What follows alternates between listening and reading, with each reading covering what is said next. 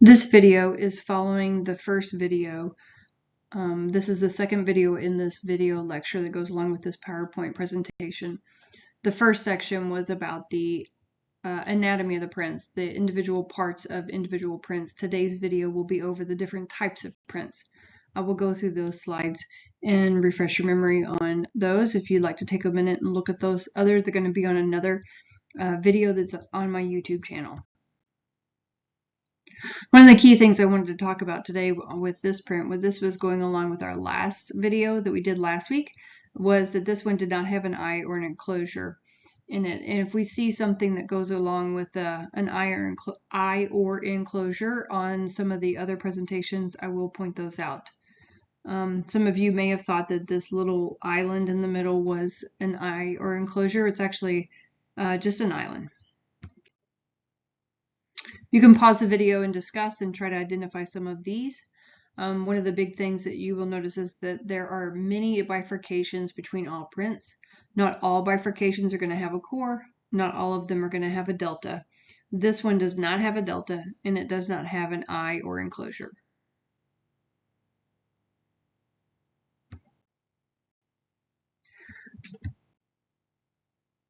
On the first type of print is going to be the arches.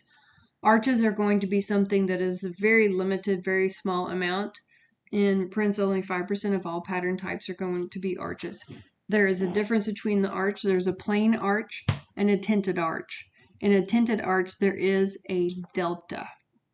A delta does look like that triangle in the middle. And it does also have a core where you can see that the top portion wraps around it as well. Loops are very common. 60% of human types are loops. They're divided into two different types, radial or ulnar loops. And the way that you could remember this is if the radial loop flows back towards the radius or the thumb. The ulnar loop flows back towards the ulna bone or the little finger. On both of these, you cannot identify whether it's a radial or ulnar loop unless you have all 10 prints or you know which hand it is coming from. So if it has been identified, it's been a collected print from a suspect or a person, and you can identify it to be the little finger or the thumb, then you can use that information to narrow it down to the radial or ulnar loop.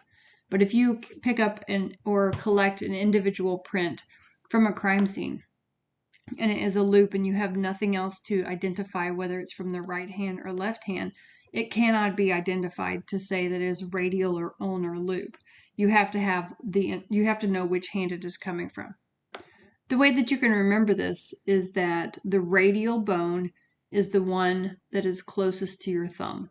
Remember this in the fact that if you were reaching to turn up the radio, you would have to use your thumb, which would be the radial bone.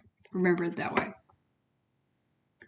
A lot of people struggle with the understanding of what I'm talking about when it comes to identifying this.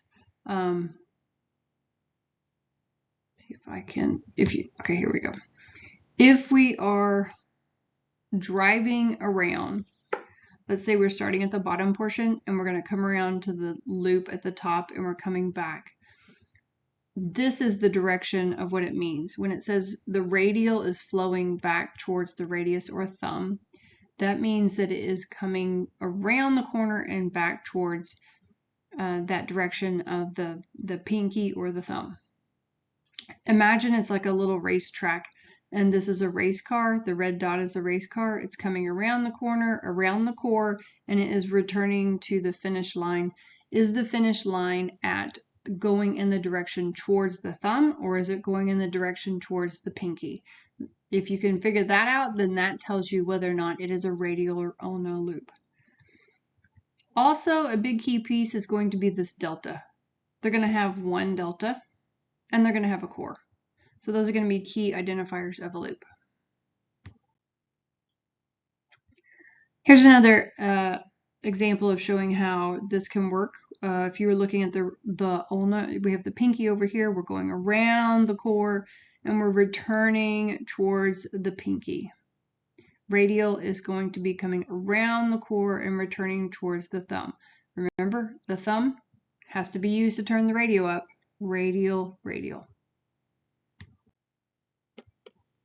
It can be really confusing because when you look at your hand and you hold your hand towards your face, you are looking at it as towards the pinky or towards the thumb, but then when you're placing it down on a piece of paper, you're flipping it and pivoting over, and it is switching so that when you put your prints down on a piece of paper and then you pick that piece of paper up, it's actually switched. It's a little bit difficult when it comes to identifying it once it's either in your hand and it's facing you and you can see how it's flowing, or it's on a piece of paper. That's why I said it's really important to know whether or not there is whether it's right hand, left hand, where the thumb is, where the pinky is. Whorls is the third type of print, and within the whorls there's also 4 categories. Each one of these types have different categories, but the whorls are going to have 4 categories. This does make up 35% of the patterns. It's a pretty cool looking arrangement. There's all different types.